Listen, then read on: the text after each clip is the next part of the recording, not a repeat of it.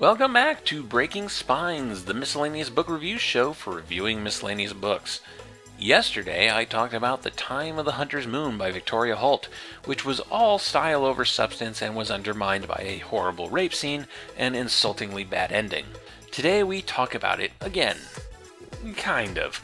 See, while I was reading this book during my break period at the thrift store I work at, a number of Reader's Digest condensed books came in, and by pure coincidence, one of the volumes included the abridged version of Holt's novel.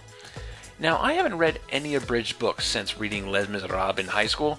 I'm one of those art prudes who has to see all of the author's intention, even if that intention is 2,000 pages. So naturally, I had never read any of the Reader's Digest condensed books up to that point, but I was always curious how edited and abridged these things were. So, I began reading The Time of the Hunter's Moon in one hand and its condensed book version in the other. This is Reader's Digest Condensed Books 1983 Volume 5.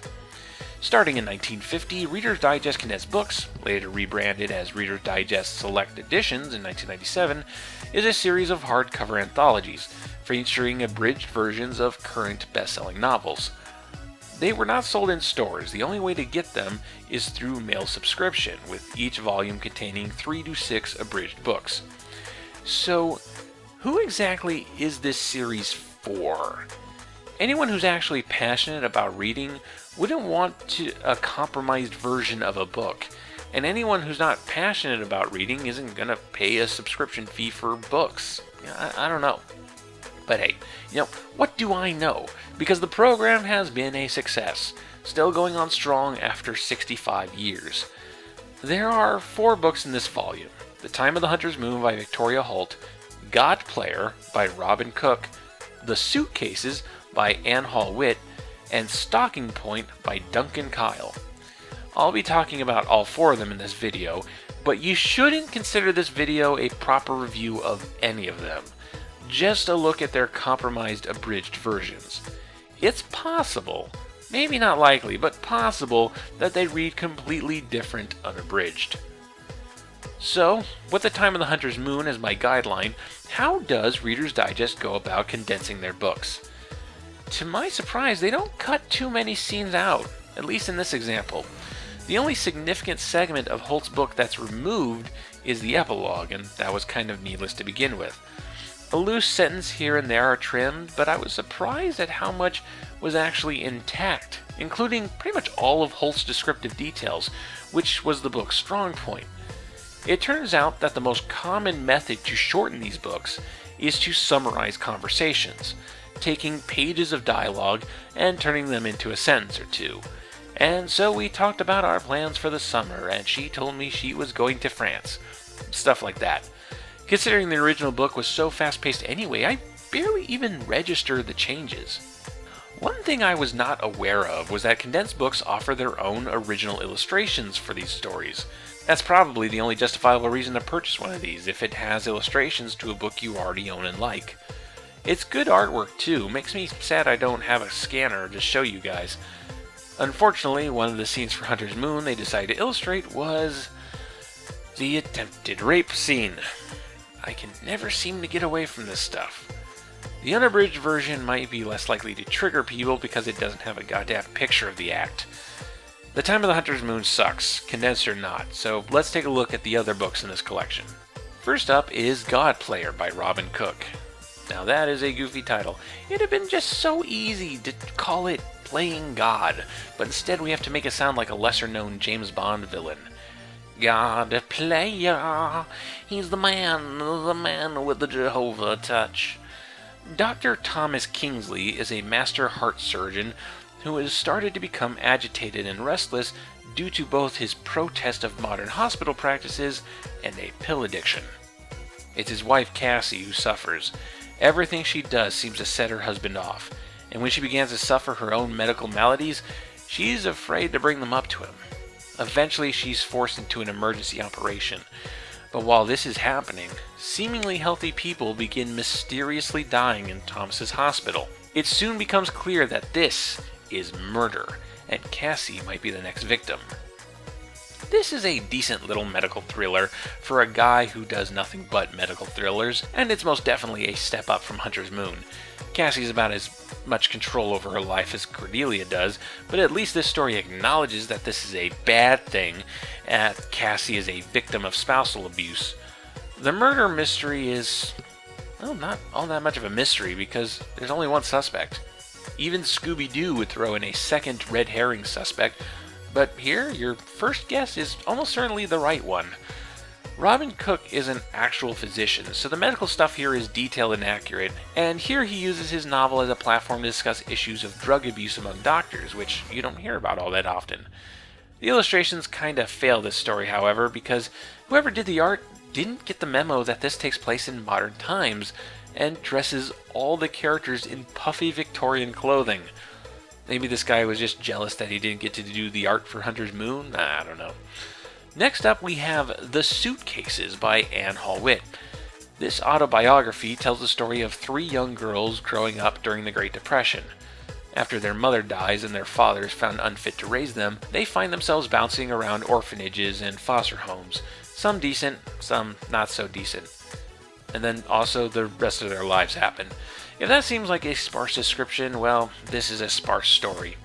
I typically don't read autobiographies, especially not from people who are not writers, because while interesting things may have happened in their lives, it's not going to matter much if they don't write about them in engaging ways.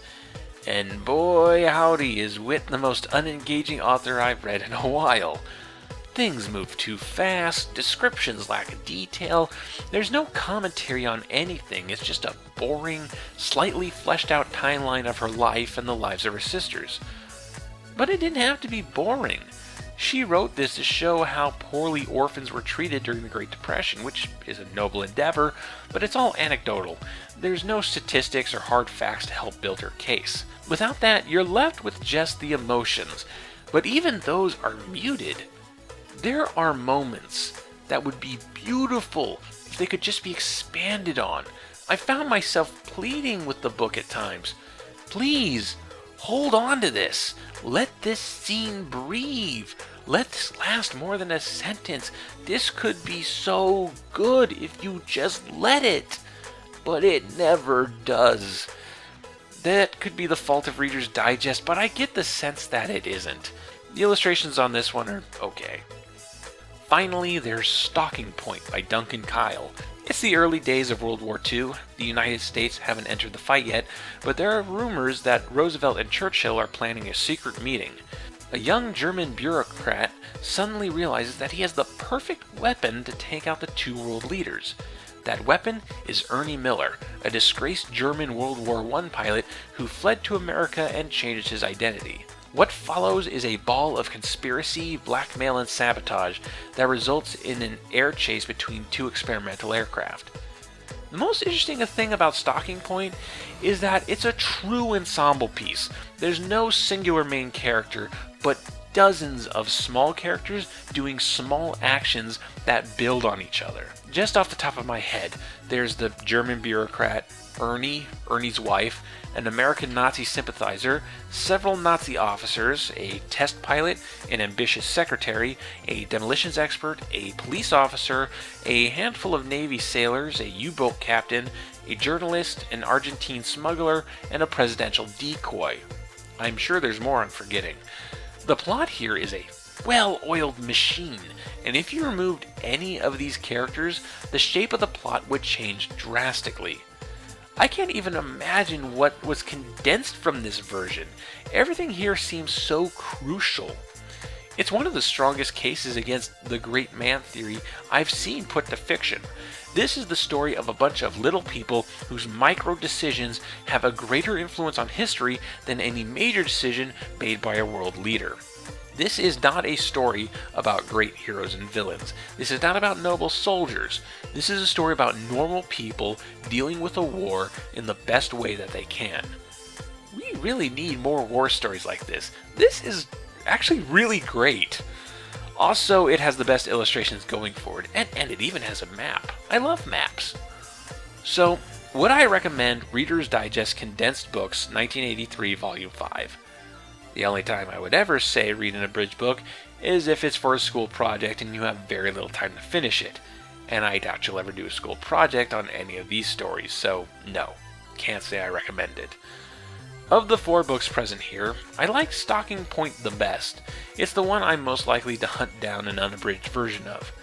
Godplayer was also pretty good, if a little clumsy.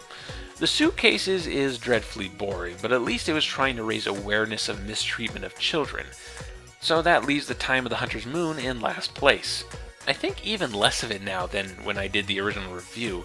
Thank you for that lovely painting of sexual assault. Reader's Digest Condensed books. Glad I finally experienced it. Have no plans to experience it again. Thanks for watching, and keep on breaking spines.